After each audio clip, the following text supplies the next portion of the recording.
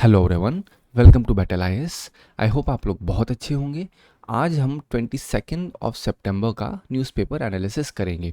इसमें टोटल मैंने 4 आर्टिकल लिए हैं, जिसमें पहला आर्टिकल बात करता है F1 रेस के ऊपर, जो कि अज़रबैजान ग्रैंड प्रिक्स 2025 हुई है। यहाँ पे आपको मैं समझाऊंगा कौन विनर है, जो कि करंट अफेयर के लिए रेलेवेंट होगा। साथ ही साथ मैं आपको अज़रबैजान के ऊपर बताऊंगा यहाँ पे कौन कौन से इश्यूज़ हैं, इसकी जोग्राफिकल लोकेशन समझाऊंगा। फिर इससे कनेक्टेड जो PYQs उठे हैं वो मैं आपको समझाऊंगा।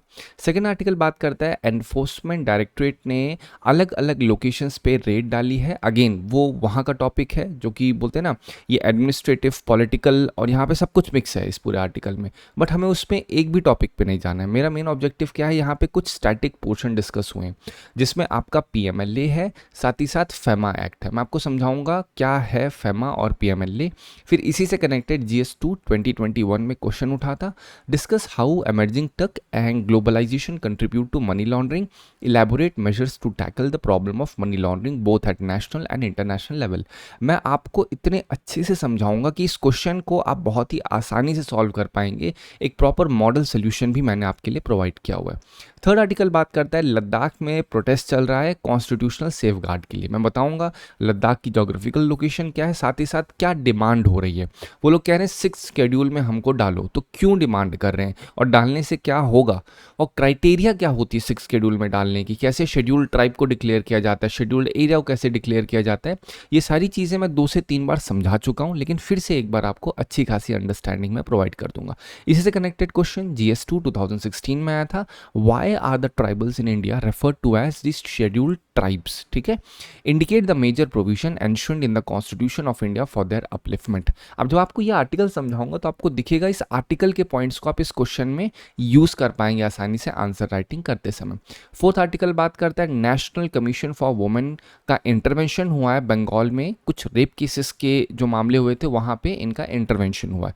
मैं आपको समझाऊंगा, अगेन ये एक पॉलिटिकल पॉइंट है, बंगाल चीफ मिनिस्टर ने जो चीज़ कही है, लेकिन मैं आपको समझाऊंगा NCW है क्या, कैसे वर्क करता है, क्या उसकी क्राइटेरिया होती है ओवरऑल काम करने की। आप देखेंगे मैंने आर्टिकल बहुत ज़्यादा नहीं पिक करता हूँ, मैं आर्टिकल वही पिक करता हूँ जिसकी स्टैटिक इन्फॉर्मेशन होती है। आज का आर्टिकल देखोगे H1B वीज़ा के ऊपर भी काफ़ी चल रहा है, बट अगेन इसमें से आपको बहुत डिटेल नहीं लेके जाना है।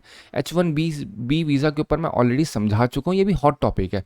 हमेशा ध्यान रखिए, कभी भी कोई टॉपिक बहुत ही हॉट चल रहा है तो उसकी स्टेजेस होती है। जैसे फर्स्ट स्टेज में टॉपिक है, और न्यूज़ अगर आप एक हफ्ते की देखोगे तो आपको दिखेगा कि बोलते हैं ना, वो सिर्फ आपका वाइट वॉशिंग हो रही है न्यूज़ की। जैसे ये एक्स टॉपिक पे न्यूज़ है, अगले दिन उसी एक्स पे रहेगा, बस उसका कलर बदल देंगे, फिर अगले दिन फिर वो उसी एक्स पे ही रहेगा, लेकिन उसका कलर कोई और चेंज, पूरे वीक वही टॉपिक चलाएंगे। कहाँ से रोज नई नई लेके आएंगे, है कि नहीं। तो H1B वीज़ा टर्म टैरिफ आप देखो 2 महीने से चल रहा है कि नहीं। साथ ही साथ जो अमीबा के ऊपर था, जो अमीबिक फीवर जिसको आप सुनते हो, जिसे हम लोग प्राइमरी अमीबिक मेनिंगोएंसेफेलाइटिस भी बीमारी कहते हैं, जो नाइग्लेरिया फॉलियरी से होती है, वो भी चल रही है 1-1.5 महीने से। तो यहाँ पे आपको स्टेजेस ध्यान रखनी है कि अगर कोई टॉपिक बहुत ही हाई उस पर है तो उसको तुरंत बस एक बार आइडिया ले लो, क्योंकि उसका जब फिनिशिंग टच होगा ना तो हम समझेंगे फर्स्ट स्टेज में जब न्यूज़ थी और फिर लास्ट स्टेज में जो न्यूज़ थी, उन दोनों के बीच की सारी स्टेजेस को मैं आपको पढ़ाऊंगा। आप नोटिस करोगे तो मैं उसी तरीके से लेके चलता हूँ। कुछ होती है एकदम डिक्लेरेटिव, इसके आगे वो न्यूज़ नहीं है, जैसे अज़रबैजान ग्रैंड प्रिक्स है तो अब आगे नहीं आपको मिलेगा इसमें, ठीक है, ये हो गई। फिर आपको ये जो ईडी ने रेड किया, तो मैं न्यूज़ कंक्लूसिव बताता हूँ। मैं आपका न्यूज़ में ऐसे स्ट्रक्चरिंग वाला पार्ट करने की नहीं कोशिश करता कि नहीं आज है कल फिर वही सेम चीज़ है, परसों फिर वही सेम चीज़ आ जाए, नहीं। बट हाँ, अगर कोई चीज़ का थीम रिपीटेड होता है तो मैं बार बार आपको समझाता हूँ, बार बार उसके PYQ समझाता हूँ, जिससे आपको एक अच्छी खासी अंडरस्टैंडिंग मिल सके। ठीक है, चलो स्टार्ट करते हैं अपना पहला आर्टिकल। अब पहला आर्टिकल देखो इतना बड़ा, आप पूरा पढ़ोगे कि क्या ही है सर इसमें, तो don't worry about, to the point हो। अज़रबैजान ग्रैंड प्रिक्स ये क्या है, F1 रेस, आपको पता है क्या लैप्स में रेसेस होती हैं। तो इसके विनर मैक्स वर्स्टैपेन है रेडबुल की तरफ से, और इनका ये सेकंड कॉन्जिक्यूटिव विन है। दैट्स ऑल, आपको पता होना चाहिए अज़रबैजान ग्रैंड प्रिक्स किसने जीती, तो मैक्स वर्स्टैपेन। और अगर ये कहा जा रहा है कि भैया सेकंड थर्ड पोजीशन किसकी आई है, so there are high chances UPSC गलत करेगी उसको। मैं जो भी चीज़ें बोल रहा हूँ ये PYQ के एनालिसिस पे बता रहा हूँ, क्योंकि अक्सर कभी भी गेम के ऊपर सवाल आता है, 2 ओपोनेंट का UPSC अगर नाम देती है तो उसमें अक्सर चांसेस ये होता है पहला ओपोनेंट सही होगा, दूसरा ओपोनेंट गलत होगा। ये जैसे जैसे मैं आपको जो पॉइंट्स बताया करूँ उसको ज़रूर लिख लिया करिए। जैसे इसी बार यूपीएससी 25 में क्वेश्चन पूछा गया था चेस के ऊपर, वर्ल्ड चेस चैंपियनशिप के ऊपर। वहाँ पे उन्होंने डी गुकेश तो सही लिखा था, लेकिन जो उनका ओपोनेंट था उनका नाम उन्होंने चेंज कर दिया था। तो ये यूपीएससी की हैबिट है कि रिप्लेस करना। सेम मिनिस्ट्रीज़ के नेम, कभी कोई अगर ऑर्गेनाइजेशन है, कहा जा रहा है भैया ये किस मिनिस्ट्री के अंदर आती है, तो वहाँ आपको पता होना चाहिए कि यहाँ ये किस मिनिस्ट्री में आ रही है। जैसे आपको मैंने कहा था टी बोर्ड के रिगार्ड में कहा था भैया मिनिस्ट्री ऑफ रूरल है, मिनिस्ट्री ऑफ कॉमर्स है, वहाँ पे मैंने आपको अच्छी खासी अंडरस्टैंडिंग प्रोवाइड की थी। एमएसपी के ऊपर क्वेश्चन था अभी 2 दिन पहले, वहाँ पे उन्होंने लिखा हुआ था मिनिस्ट्री ऑफ रूरल, लेकिन वो मिनिस्ट्री ऑफ कॉमर्स थी। तो ये सारे तरीके होते हैं जिससे आपको अंडरस्टैंडिंग रखनी होगी। हमेशा ध्यान रखिए आप यहाँ यूपीएससी ये जो न्यूज़पेपर पढ़ रहे हैं ये सिर्फ न्यूज़ की जानकारी के लिए नहीं पढ़ रहे हैं बेटा। आपका ऑब्जेक्टिव है कि आप पीवाईक्यू की टोन को समझ सकें। आप सोच के देखिए पूरे इंडिया भर में, केवल एक जगह की बात करूं तो 100 से 1000 कोचिंग्स, मतलब अप्रॉक्सीमेट 1000 कोचिंग, मतलब हैं तो बहुत सारी, लेकिन 1000 कोचिंग है, आए दिन कोई ना कोई टेस्ट कंडक्ट करा रहे हैं। आप सोचो हर कोचिंग अगर डेली 10 क्वेश्चन या डेली 50 क्वेश्चन बना रही है तो स्ट्रेंथ सोच के देखो 50 से 60,000 क्वेश्चन डेली बन रहे हैं। तो क्या is it possible for you कि आप हर एक क्वेश्चन को गो थ्रू कर सके? नहीं। तो आपके लिए अगर कोई एक होली कोई बुक है, जिस तरह से हर धर्म की एक होली बुक होती है, तो आपकी यूपीएससी प्रिपरेशन अगर कोई होली बुक है वो है पीवाईक्यू। हमेशा ध्यान रखिए, मैं इस चीज़ को बार बार हाईलाइट करता हूँ, रीज़न है क्योंकि मैं प्रूफ भी देता हूँ कि थीम रिपीट होते हैं यूपीएससी के ऊपर। अगर आपको इंश्योर करना है कि आपका नाम लिस्ट में है तो आप ज़रूर से ज़रूर पीवाईक्यू को रेफर करना मत भूलिएगा, नहीं देयर आर हाई चांसेस कि आप 10 बोलते हैं ना टेस्ट सीरीज लगा लोगे, 10 टेस्ट सीरीज की जो टोन होगी वो कंप्लीटली डिफरेंट होगी। और लेकिन जो यूपीएससी पीवाईक्यू पूछते हैं वो बहुत डिफरेंट तरीके से पूछते हैं। एग्जाम्पल के तरीके से मान लो आपसे 10 पीवाईक्यू आपने लगाए जहाँ पे मिनिस्ट्रीज़ के नेम गलत रखे गए हैं, फिर आपने टेस्ट सीरीज लगाई कि एक्स कोचिंग की, वहाँ पे क्या मिनिस्ट्रीज़ के नेम सही रखे हुए हैं, तो आपका माइंड कन्फ्यूज हो जाएगा, भैया यहाँ पे तो सही बोलते हैं लेकिन यूपीएससी में गलत बोलते हैं। तो आप वहाँ पे जा करके एक ऐसे बोलते हैं ना लीप ऑफ फेथ वाला नहीं ले पाओगे, आप तुक्का नहीं लगा पाओगे अगर गलती से आपको नहीं पता है एग्जैक्टली। तो वहाँ पे आपको गेस वर्क करने के लिए यूपीएससी की टोन, यूपीएससी का पीवाईक्यू का बहुत ही डीप नॉलेज होना अति आवश्यक है। ठीक है, तो ये सारी जानकारी बताने का एक ही कारण है कि आप टू द पॉइंट रहिए, एकदम स्ट्रेट लाइन पे चलिए, इधर उधर भटकने की जरूरत नहीं है। अब बात हुई है अज़रबैजान के ऊपर, तो अब मैं आपको बता देता हूँ अज़रबैजान की थोड़ी ज्योग्राफी। तो ये आप देखोगे ये आपका कॉकासस माउंटेन है, ठीक है, कॉकासस माउंटेन इसको कहते हैं। अब यहाँ के साउथ में ये अज़रबैजान की लोकेशन है, ये बिटवीन यूरोप एंड एशिया आता है। अगर आप ईस्ट में देखोगे तो ये कैस्पियन सी है, क्वेश्चन भी कैस्पियन सी पे आया था, कैस्पियन सी की बॉर्डर के ऊपर। तो क्या कैस्पियन सी की बॉर्डर में अज़रबैजान है? यस, वो ईस्ट में आता है। Russia north, Georgia north west, Armenia west. अब आपको आर्मेनिया और अज़रबैजान के ऊपर थोड़ा बहुत पता होना चाहिए। अगर यहाँ की इकोनॉमी अर्थव्यवस्था की बात करूँ तो oil and gas based economy है। यहाँ पे इंपॉर्टेंट पाइपलाइन है, इसका नाम बाकू बिलिसी सेहान पाइपलाइन, जिसे बीटीसी पाइपलाइन भी कहते हैं। अब आपको तुरंत पाइपलाइन के रिगार्ड में जैसे ही बोलूं तो आपको पता होना चाहिए बाल्कन के ऊपर, ठीक है। फिर आपको पता होना चाहिए कि मैंने समझाया था नॉर्ड स्ट्रीम के ऊपर, ये सारी पाइपलाइंस है। फिर आपको समड पाइपलाइन के बारे में पता होना चाहिए। समड पाइपलाइन क्या है? समड पाइपलाइन आपको याद होगा मैंने जब समझाया था कि आपका मेडिटेरेनियन और स्विस कैनल के बीच में जो डाली गई है और ये यूरोप के साथ कनेक्ट करती है। तो सम पाइपलाइन के ऊपर 2023 में क्वेश्चन भी पूछा गया है, इस वजह से मैंने यहाँ पे पाइपलाइन डाल दी है। अब यहाँ पे अगर कल्चर की बात करें तो मेजॉरिटी यहाँ पे आपका टर्किश ओरिजिन कहे जाते हैं, और यहाँ पे जो लैंग्वेज जनरली वो लोग यूज़ करते हैं वो आपका टर्की ही बोलते हैं, ठीक है। ये मुस्लिम, शिया मुस्लिम में जनरली कहे जाते हैं। अब अगर मैं आपकी बात करूं यहाँ पे इश्यूज क्या हैं, टू द पॉइंट, तो एक आपका नगोर्नो काराबाख कॉन्फ्लिक्ट यहाँ पे जनरली चलता है। वो किसके बीच में है? आपका एक तो अज़रबैजान, दूसरा आर्मेनिया। अब ये देखो ये रीजन है नगोर्नो काराबाख, इन दोनों के बीच में कॉन्फ्लिक्ट रहता है इस रीजन में। अब कॉन्फ्लिक्ट रहता है तो और क्या कोई देश है जहाँ पे कॉन्फ्लिक्ट चल रहा है? यस, अफ्रीका में चल रहा है। फिर आपने नोटिस किया होगा रशिया यूक्रेन के बीच चल रहा है। फिर आपने नोटिस किया होगा कि जो आपका इजराइल और पैलेस्टीन वाला कॉन्फ्लिक्ट चल रहा है, ईरान भी उसमें शामिल है। तो ये सारी चीज़ें क्या शो करती हैं कि यूपीएससी के लिए काफ़ी फेवरेट टॉपिक है। क्यों? क्योंकि क्वेश्चन पूछे गए हैं। अब 2023 का क्वेश्चन देखिए, कौन सा प्लेस है जो न्यूज़ में है और किस वजह से न्यूज़ में है? Nagorno Karabakh. देख लो क्वेश्चन पूछा गया, क्या है? इंसर्जेंसी इन मोजाम्बिक। एब्सोल्युटली रॉन्ग, ये तो भैया अज़रबैजान आर्मेनिया के बीच का है। मोजाम्बिक कहाँ आ गया यहाँ पे, ठीक है। फिर नॉर्थ कीवू एंड इतुरी, ये मैंने आपको बहुत अच्छे समझाया था। अब देखो इन्होंने क्या किया है, यहाँ पे नगोर्नो काराबाख फर्स्ट सही है, लेकिन यहाँ पे इन्होंने उसको गलत कर दिया, यहाँ पे इंसर्जेंसी वाला डाल दिया। अब जो नॉर्थ किवू एंड इतुरु है, ये आप ध्यान दोगे तो कॉन्गो की लोकेशन के साइट मिलेगा। अभी मैंने 2 दिन पहले नॉर्थ किवू इतुरी के बारे में बहुत ही डिटेल में इंफॉर्मेशन प्रोवाइड की थी कि ये इसमें से कैसे एक एग्रीकल्चर करने वाले हैं, एक इसमें भेड़ चलाने वाले हैं, इन दोनों के बीच कॉन्फ्लिक्ट क्या चल रहा है। फिर यहाँ पे M23 रेबल ग्रुप के बारे में बताया था। फिर कॉन्गो को मैंने बताया था, जो क्वेश्चन पूछा गया था, वर्ल्ड का लार्जेस्ट कोबाल्ट रिजर्व कॉन्गो में पाया जाता है, डेमोक्रेटिक रिपब्लिक ऑफ कॉन्गो में। यहाँ पे यूएसए ने आकर के अपना इन्वेस्टमेंट भी किया है। तो ये सारी चीज़ें क्या हैं कि बताती हैं कि ये जो प्लेसेस होते हैं काफ़ी ज़रूरी हैं। फिर आपका खैरसन के ऊपर जो है ये रशिया यूक्रेन का कॉन्फ्लिक्ट, इसमें कोई भी सही नहीं है बेसिकली, ठीक है, none of the above is right. लेकिन ये मैंने क्यों डाला, क्योंकि नगोर्नो काराबाख आपको समझ में, नगोर्नो काराबाख। अब मैंने क्यों अजरबैजान का आर्टिकल उठाया, क्योंकि यहाँ पे अजरबैजान ग्रैंड प्रिक्स थी, उसमें अजरबैजान को बताना ज़रूरी हो जाता है, ठीक है। चलो अब हम आते हैं अपने नेक्स्ट आर्टिकल पे। अब नेक्स्ट आर्टिकल पहले मैं आपको थोड़ा सा न्यूज़ बता दूं। एनफोर्समेंट डायरेक्टरेट ने कुछ सर्चेस की हैं, रेड डाली हैं, कहाँ, हिमाचल प्रदेश और दिल्ली में। अब इसके अंदर बिजनेसमैन हैं, अगेन उनके नाम पे आपको नहीं जाना है, सिर्फ आपको मैं स्टोरी समझा रहा हूँ इसलिए, ठीक है। मानविंदर सिंह भाई साहब हैं, कोई एक सांगरी सिंह है, जिनके पास एसेट सीज कहा गया। उनसे कहा गया भैया इन्होंने, इनका 780 करोड़ वर्थ का एसेट है फॉरेन कंट्रीज में, बट इन्होंने अनडिस्क्लोज रखा है इसको पूरी तरीके से इन्होंने डिस्क्लोज नहीं किया है इंडियन अथॉरिटीज़ को। इस वजह से इन्होंने अलग अलग जहाँ पे रेड मारी, किसने, एनफोर्समेंट डायरेक्टरेट ने। अब बोल सर हम क्यों जाने इन मानविंदर सिंह को, ये हमारी यूपीएससी के लिए क्या रिलेवेंट है। बिल्कुल सही, आपके लिए बिल्कुल भी रिलेवेंट नहीं है, तो मैंने इसलिए हार्डली 30-40 सेकंड्स में निपटा दिया।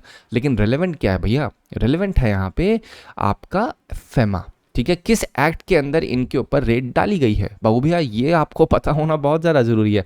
अगर ये नहीं पता होगा, क्योंकि इससे क्वेश्चन पूछे जाते हैं, तो एक एक्ट है फॉरेन एक्सचेंज मैनेजमेंट एक्ट 1999। इसका ऑब्जेक्टिव क्या है, इसका ऑब्जेक्टिव है, वर्ड ही देखो, फॉरेन एक्सचेंज मतलब जो हम फॉरेन में पैसा भेज रहे हैं, ले रहे हैं, एक्सचेंज के बारे में बात कर रहे हैं, ठीक है। और फॉरेन एक्सचेंज हम करते क्यों हैं, पहली बात तो एक्सटर्नल ट्रेड करते हैं, तब फॉरेन एक्सचेंज मतलब करेंसीज को खरीदते बेचते हैं, यही तो होता है ना, ट्रेड के लिए होता है, पेमेंट के लिए होता है। फिर हमारा जो फॉरेन एक्सचेंज मार्केट है उसका एक डेवलपमेंट होना बहुत ज़रूरी है, उसका रेगुलेशन बहुत ज़रूरी है, तो उसके लिए फेमा एक्ट लाया गया था। उसी में एनफोर्समेंट डायरेक्टरेट के पास अथॉरिटी है कि भैया फेमा एक्ट 1919 में जो प्रोविजंस, जो पॉइंट्स लिखे हुए हैं, अगर किसी भी पॉइंट का वायलेशन होता है तो एनफोर्समेंट डायरेक्टरेट तुरंत भाई साहब एकदम खड़ी हो जाएगी, कहेगी ना हम खड़े हैं यहाँ पे, अभी हम जिंदा हैं, तो वो करके पूरा उसको रेक्टिफाई करेगी जो जो प्रॉब्लम्स है। तो ये जो इनके ऊपर रेट डाली गई है, ये फेमा के ऊपर है, क्योंकि फेमा एक्ट का मेन पार्ट क्या है, जो फॉरेन एक्सचेंज ट्रांजैक्शन होता है उसमें डील करता है फेमा, ठीक है। वो देखते हैं कि भैया इंडिया से फॉरेन करेंसीज कितनी बाहर जा रही है और बाहरी करेंसी कितनी इंडिया में आ रही है, कितनी ओवरसीज एसेट्स एक इंडियन पर्सन या इंडियन सिटीजन के बाहर हैं। तो ये सारी चीज़ों का रिकॉर्ड मेंटेन करती है कौन, हमारी फेमा। फेमा के अंडर सारी क्या है, और इसके बिहाफ पे करता कौन है, एनफोर्समेंट डायरेक्टरेट है। और अगर कभी भी वॉयलेशन होता है तो जो आपका जनरल पेनल्टी होती है उसमें बहुत ज़्यादा इंटू 3x इस पे आपका पेनल्टी लगाई जाती है, और जितने भी अब्रॉड एसेट्स होते हैं उनको सीज कर दिया जाता है। अब जो फेमा लाया गया था ये आपका 1973 के फेमा को रिप्लेस करके ये लाया गया था, इतना ही पता होना चाहिए। मेन ऑब्जेक्टिव फेमा का है क्या, जो एक्सटर्नल ट्रेड हो रही है, जो एक्सटर्नल हम लोग पेमेंट कर रहे हैं, करेंसी, मेन चीज़ इसका काम ट्रेड नहीं है, मेन चीज़ है ट्रेड करने के लिए हम बीच में मीडियम क्या यूज़ कर रहे हैं, वो है पैसा। पैसा है तो करेंसी वाला पार्ट है, तो करेंसी किस तरीके से आगे भेजी जा रही है, लाई जा रही है, उसके ऊपर ये बात करता है, ठीक है। अब आपको समझ में आ रहा होगा मैंने क्यों इसको किया है, क्योंकि यहाँ पे बात हो रही है फॉरेन एक्सचेंज मैनेजमेंट एक्ट के ऊपर, ठीक है। चलो ये आर्टिकल किसी रेलेवेंट नहीं, लेकिन बस एक पॉइंट की वजह से रेलेवेंट हो जाता है। फिर यहीं पे पीएमएलए की बात होती है, तो prevention of money laundering act, हम वर्ड ही देख रहा है, प्रिवेंशन मतलब रोका जाएगा मनी लॉन्ड्रिंग को। मनी लॉन्ड्रिंग का मतलब क्या होता है, मनी को लॉन्डर करना, मतलब इनलीगल मीन्स के लिए यूज करना। तो ये एक एक्ट है जिसका ऑब्जेक्टिव था मनी लॉन्ड्रिंग को पूरी तरीके से प्रिवेंट करना। जो प्रॉपर्टीज मनी लॉन्ड मतलब इलीगल मनी से खरीदी गई है उसको पूरी तरीके से कन्फिस्केट करना, जब्त करना, और उसको देना जो उसका राइटफुल ओनर है, ठीक है। रिसेंटली भी आर्टिकल था जहां पे मैंने आपको समझाया था कि एनफोर्समेंट डायरेक्टरेट ने जो उसके केसेस हैं उस पे बहुत बड़े लेवल पे उन्होंने कन्विक्शन रेट अच्छा किया है। ये केसेस था, बट अगेन रियलिटी क्या है उसके बारे में किसी को नहीं पता है।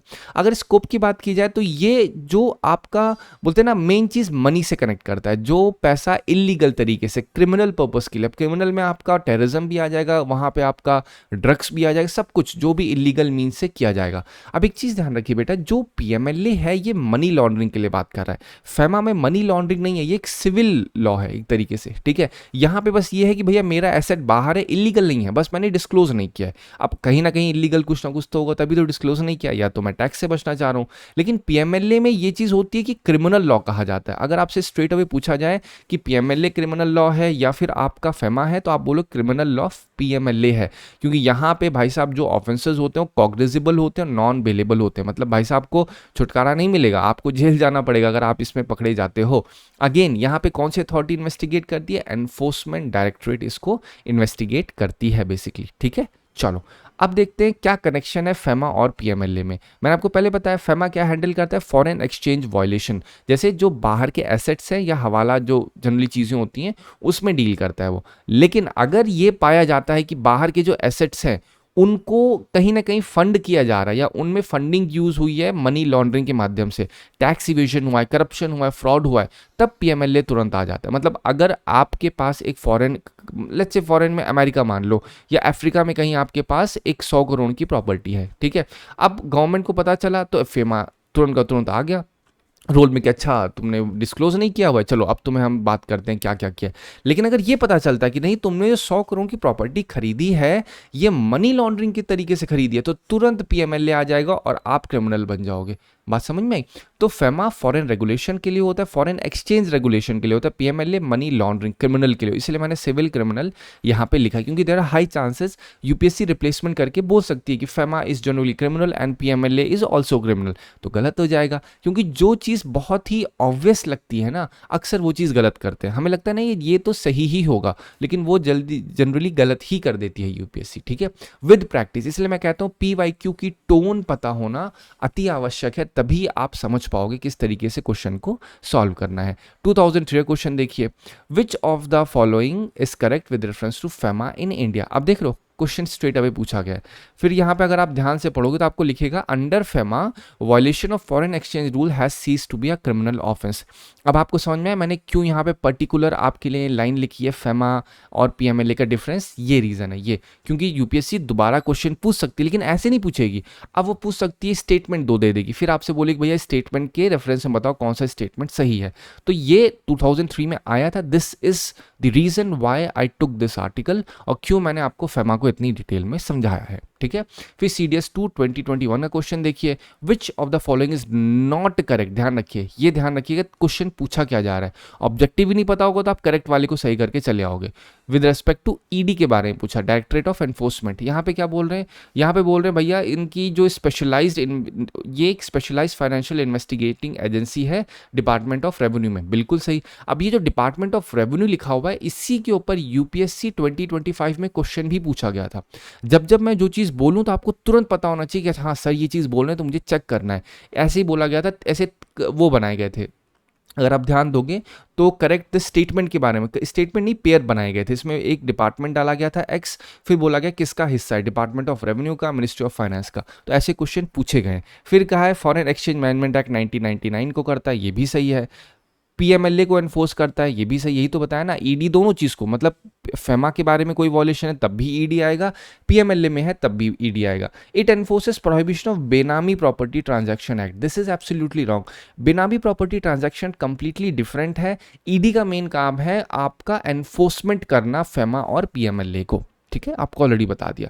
2013 का क्वेश्चन देखिए, FEMA was finally implemented in the year. अब आप देखोगे ध्यान से तो आपको समझ में आया फेमा कब इम्प्लीमेंट किया गया, तो आपको अच्छे से पता होगा, ठीक है। चलो अब जो क्वेश्चन पूछा गया, discuss how emerging tech and globalisation contribute to money laundering. अब देखिए यहाँ पे आपसे क्या डिस्कस करना है, कैसे, किस तरीके से एमर्जिंग टेक एंड ग्लोबलाइजेशन ने मनी लॉन्ड्रिंग को कंट्रीब्यूट किया है। तो इस क्वेश्चन के दो हिस्से, पहला तो आपको बताना है कि एमर्जिंग टेक किस तरीके से मनी लॉन्ड्रिंग को कंट्रीब्यूट करता है। दूसरा क्वेश्चन है यहाँ पे ग्लोबलाइजेशन कैसे मनी लॉन्ड्रिंग को टैकल करता है। मतलब इस तरीके से आपको पार्ट बनाना है। पार्ट 1 हो गया क्वेश्चन का जहां आप बोलोगे एमर्जिंग टेक, पार्ट 2 हो गया जहां पे आप बोलोगे ग्लोबलाइजेशन कैसे कंट्रीब्यूट करता है। तो यहाँ पे ये आपको, और जो उसमें पॉइंट्स होंगे उनको डिस्कस करना है आपको, ठीक है। सेकंड कह रहा है elaborate measures to tackle the problems of money laundering. अब कह रहा है इलैबोरेट करना है आपको मेजर्स जो जिस तरीके से हम टैकल कर सकते हैं मनी लॉन्ड्रिंग को both at national and international level. तो पार्ट 3 है क्वेश्चन का कि आपको नेशनल लेवल पे किस तरीके से मनी लॉन्ड्रिंग की प्रॉब्लम को डील करना है।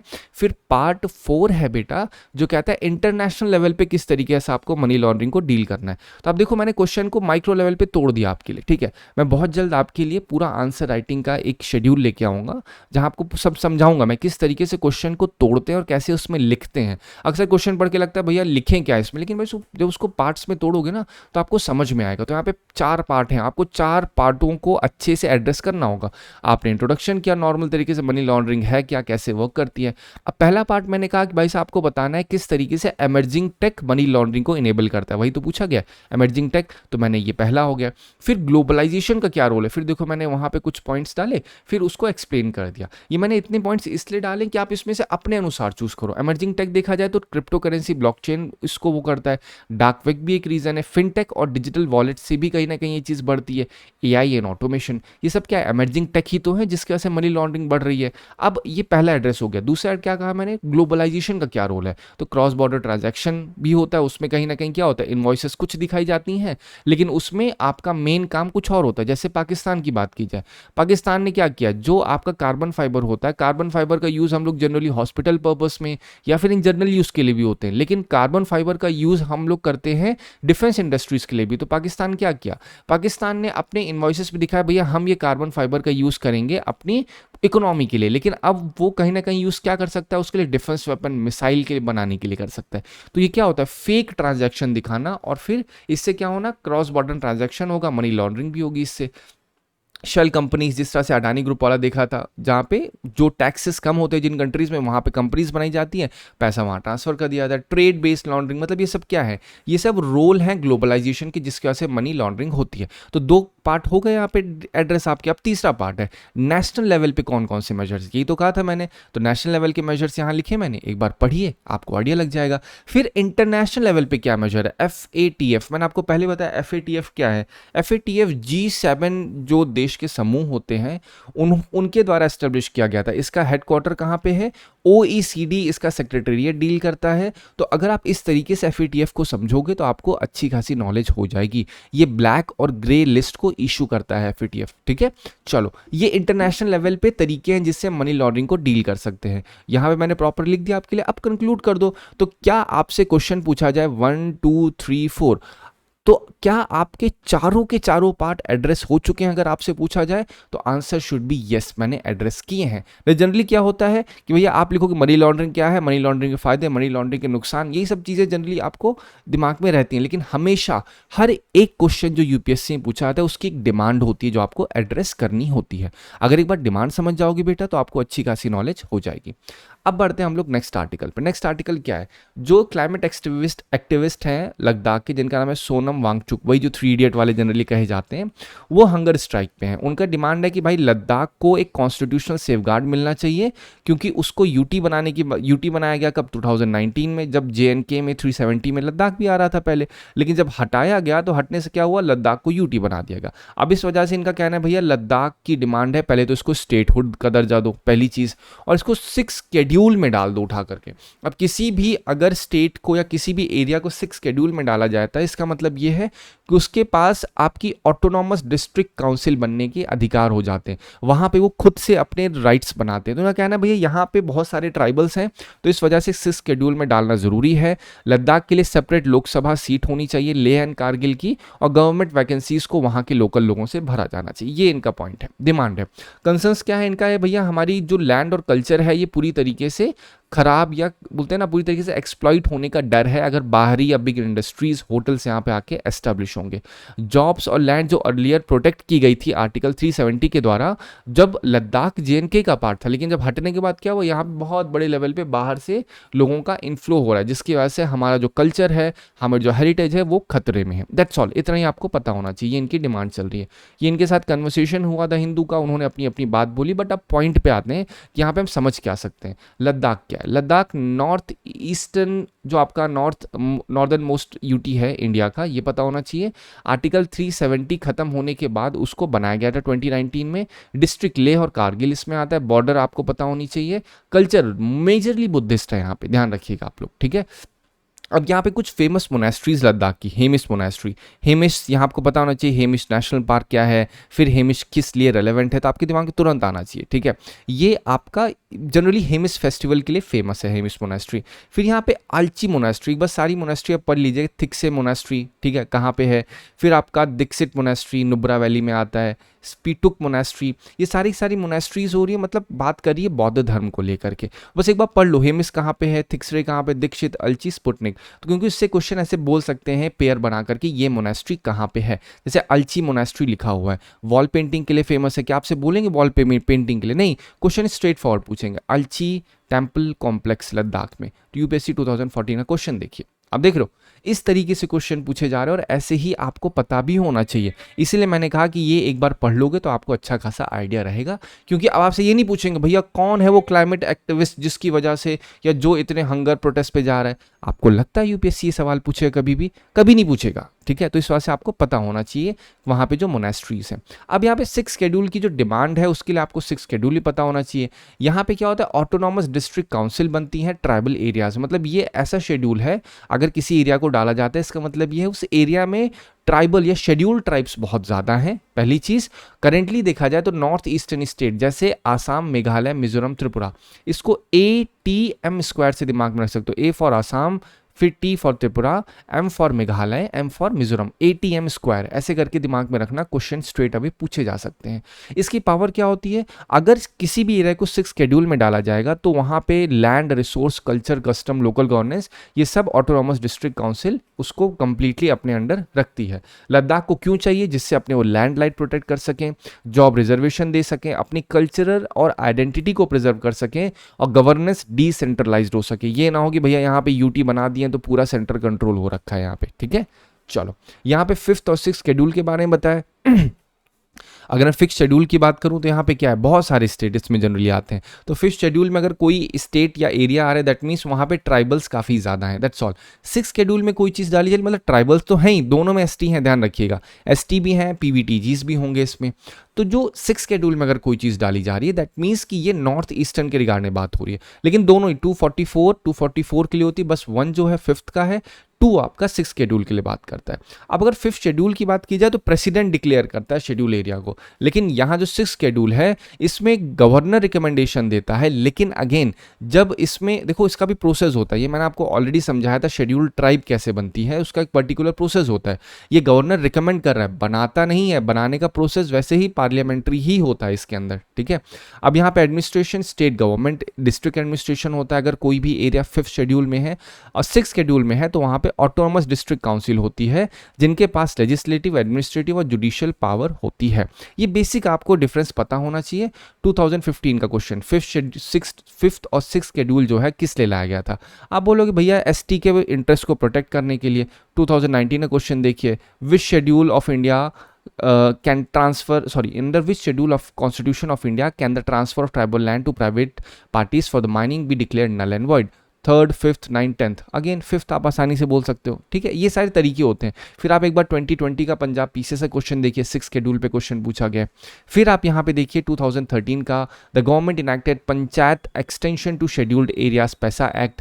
अब जो आपका शेड्यूल्ड 5 में है बेटा वहाँ पे पैसा एक्ट जनरली होता है, मतलब जो आपकी शेड्यूल्ड एरियाज हैं उन शेड्यूल्ड एरियाज में पंचायती राज को अच्छे से ब्रॉडन अप करना, अच्छे से वहाँ पे स्टार्ट करना, ये होता है पैसा का काम, ठीक है। मतलब पंचायती राज इंस्टीट्यूशंस जो होते हैं, जो ग्राम सभा होती है वहाँ पे आप लोग प्रधान देखते हैं, तो ये सारी चीज़ें कहाँ पे शेड्यूल्ड एरियाज में भी अच्छे से की जाए, इसके लिए पैसा एक्ट लाया गया था, ठीक है।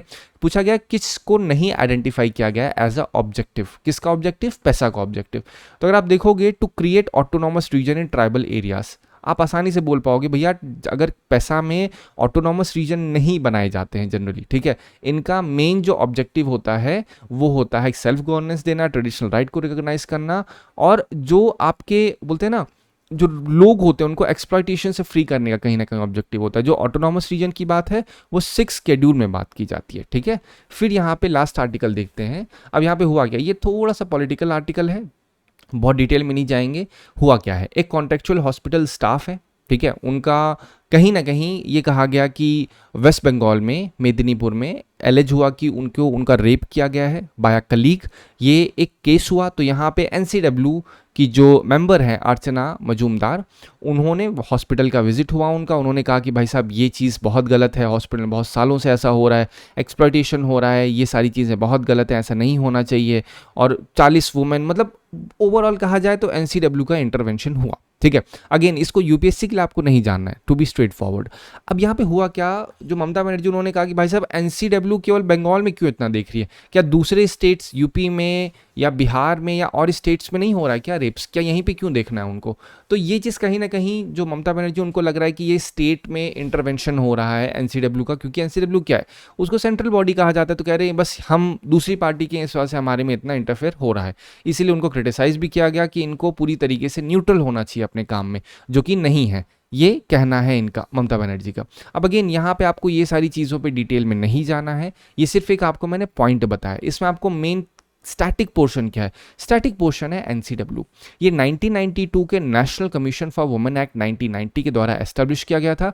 अगेन कह रहा हूँ ये नहीं पूछा जाएगा आपसे, क्योंकि एनसीडब्ल्यू एक्ट 1990 के द्वारा है, ये बहुत ही एकदम सिमिलर साउंड कर रहा है, सिनोनिमस कर रहा है। एक बच्चा ही बता देगा भैया एनसीडब्ल्यू कब आया, एनसीडब्ल्यू एक्ट 1990 पे आया। हाँ, अगर ये बोलते हैं एनसीडब्ल्यू एक्ट 1980 तो गलत कर सकते हैं यूपीएससी।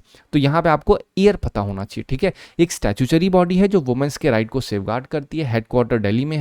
इसका कॉम्पोजिशन चेयरपर्सन होता है, 5 इसके मेंबर्स होते हैं। ठीक है, इसका फंक्शन क्या होता है, कॉन्स्टिट्यूशनल और लीगल राइट्स वुमेन के उसको रिव्यू करना, उसको प्रोटेक्ट करने के लिए प्रॉपर तरीके से काम करना बेसिकली कहा जाए। फिर जो लेजिस्लेटिव मेजर्स हैं वुमेन की सेफ्टी के लिए, वुमेन को एक प्रॉपर तरीके से सेफगार्ड दिया जा सके, उसके लिए काम करना। फिर जो कभी भी अगर कभी कोई केस हो रहा है तो वहाँ पे स्यो मोटो कॉग्नाइजेंस ले सकते हैं। स्यो मोटो मतलब ज़रूरी नहीं इनके पास कोई केस लेके आए, अगर एक एनसीडब्ल्यू है उसे लगता है यहाँ पे वुमेन के साथ गलत हुआ है तो एक खुद जाके इंटरवीन कर सकते हैं और वहाँ पे काम कर सकते हैं। तो ये है एनसीडब्ल्यू का काम। लेकिन एक चीज़ ध्यान रखना होगा, इनके जो कोई भी काम होता है सब एडवाइजरी रोल होता है, इनके पास एनफोर्समेंट पावर नहीं होती है, इनके पास जुडिशरी पावर थोड़ी सी होती है, बस एक लिमिट तक। ये सिविल कोर्ट की तरीके से काम करते हैं।